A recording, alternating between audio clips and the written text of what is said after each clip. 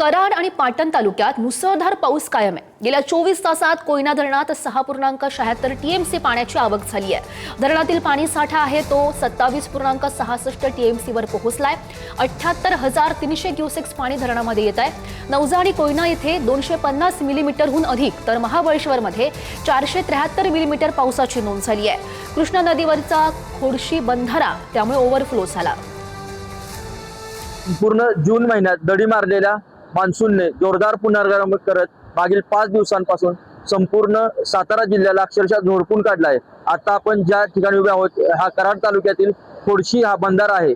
कृष्णा नदीवरील हा बंधारा पूर्ण क्षमतेने भरला असून सांडव्यावरून पाणी वाहत आहे। त्याचबरोबर संपूर्ण राज्याचं लक्ष लागून राहिलेल्या कोयना धरण परिसरातही मुसळधार पाऊस सुरू असून कोयना धरणाच्या पाणलोट क्षेत्रातील महाबळेश्वर येथे मागील 24 तासात तब्बल 473 मिलीमीटर पावसाची नोंद झाली आहे।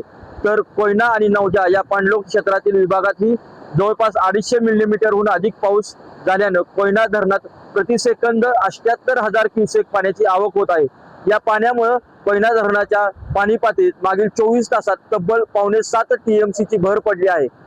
कराडमधील खोडशी या बंधाऱ्यासह देवेवाडी विभागातील वांग मराठवाडी, मोरणा गोरेघर, महिंद हे प्रकल्प या प्रकल्पाच्या पाणलोट क्षेत्रातही समाधानकारक आणि मुसळधार पाऊस सुरू आहे। त्यामुळे तालुक्यातील कराड पाटण तालुक्यात बळीराजाला मोठा दिलासा मिळाला आहे। असाच पाऊस सुरू राहिल्यास कोयना धरणाच्या पाणीपातळीत झपाट्याने वाढ होईल आणि राज्यावरील पाणी संकट, भविष्यातील पाणी संकट आणि शेतीच्या पाण्याचे प्रश्न कायमस्वरूपी दूर होईल व कराड तालुक्यातील बंधारे जवळपास ओव्हरफ्लो झाल्याचे पाहावयास मिळत आहे। हा पाऊस बळीराजाला मोठा दिलासादायक ठरत असून कराड व पाटण तालुक्यात रखडलेली पेरणींची कामे आता गतीने सुरू झाली आहेत। त्याचवेळी पाटण तालुक्यात झाडे पडण्याच्या घटना घडत असून वाहतूक विस्कळीत होत आहे। घरांची पडझड होत आहे। चंद्रित पाटील, पुढारी न्यूज, कराड।